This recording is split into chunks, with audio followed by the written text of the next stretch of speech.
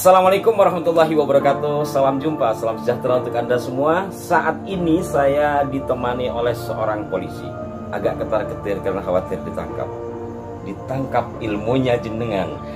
Beliau seorang anggota Polri, namanya Imade Hadi Sukoco. Ini agak aneh, ada Madenya tapi belakangnya Sukoco. Mungkin perpaduan Jawa Bali. Jogja. Alhamdulillah, sahabat saya sudah lama. Begini pemirsa, seperti yang edisi sebelumnya saya bahas terkait dengan pelemparan sesaji, karena beliau kebetulan penganut Hindu. Ini bukan apa, saya ingin menimba ilmu dari saudara kita yang beragama Hindu. Maksudnya apa? Bahwa setiap ritual memiliki arti khusus.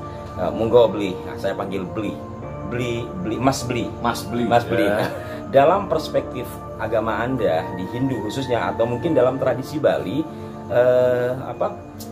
sesaji atau sajen itu fungsinya untuk apa? Kalau dalam perspektif Hindu adanya konsep namanya Trihitakarana, yaitu hubungan antara manusia, alam dan Tuhan. Bisa diulangi beli? Konsep Trihitakarana,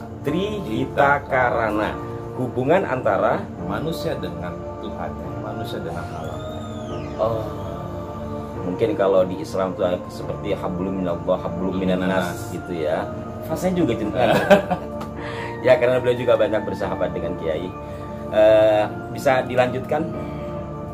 Nah, kalau dalam sesaji adalah suatu bentuk yatnya atau persembahan suci yang didasarkan tulus dan ikhlas, yang dibentukkan oleh bentuk dengan kue-kue atau buah-buahan hasil dari alam ini. Nah, dari alam ini kita persembahkan ke alam. Itu hanya sebatas simbolis, bentuk rasa syukur, berterima kasih kepada alam ini. Oh, begitu ya. Jadi umpamanya kita hasil panen, terus kita dari alam dikembalikan ke alam. Saya pernah di Bali cukup lama ya, dan itu menjadi tradisi, kemudian dibuat sedemikian cantik itu sesajennya. Kenapa harus seperti itu?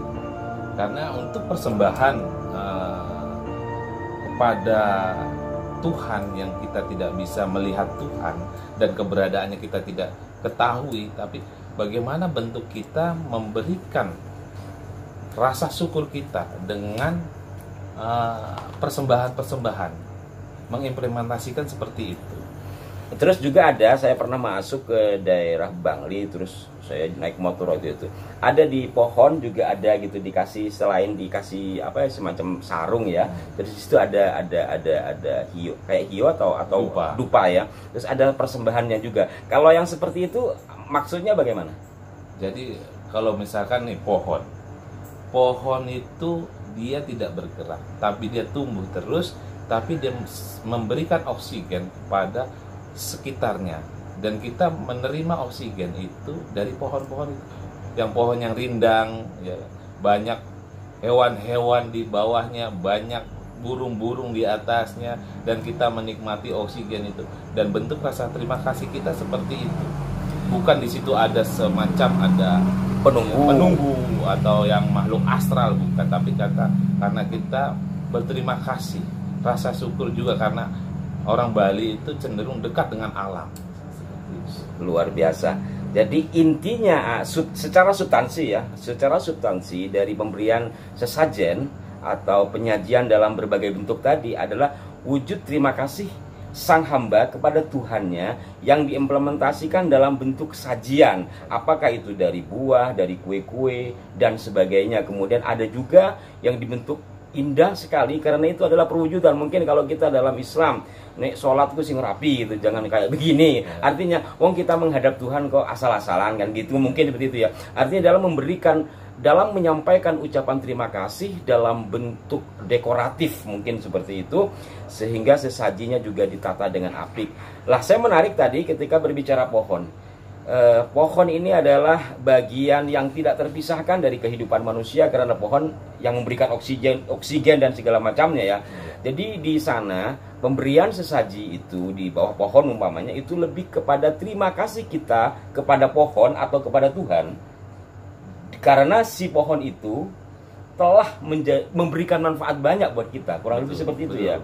Artinya terima kasih kepada Tuhan yang diimplementasikan, berterima kasih juga dong sama pohonnya sehingga kita berikan suatu penghormatan dalam bentuk sesajian.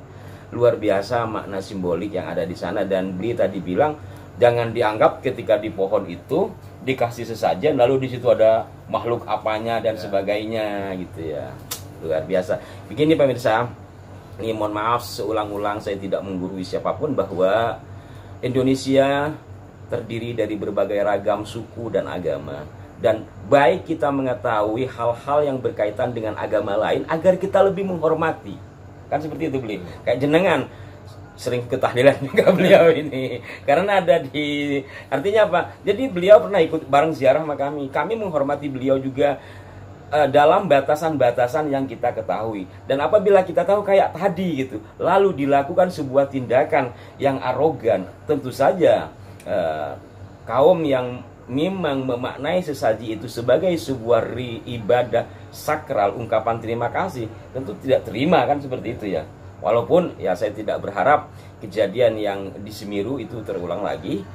Terakhir Bli, karena beliau ini sedang tugas, kebetulan kita nongkrong ini, mungkin ada pesan-pesan terhadap masyarakat terkait dengan kerukunan beragama dan berbangsa bernegara ini. Jadi kalau di konsep Islam ada lakum dinukum waliyadin. Subhanallah. Kalau di Hindu ada trihita, trikariparsude atau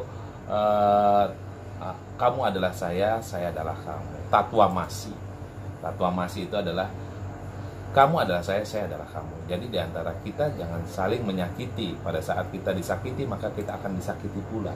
Dalam Hindu ada namanya hukum karma pala yang dipercayai, ada keyakinan Hindu ada 5. Ya percaya adanya Tuhan, Ida Sang Widiwasa, percayanya Atman, percaya adanya Purnabawa atau reinkarnasi, percayanya ada karma pala, percaya adanya moksa. Di antara situlah konsep Hindu dari keyakinan Hindu. Maka kami yang penganut meyakini agama Hindu di Indonesia ini memakai prinsip itu dan kita yakini dan kita jalankan.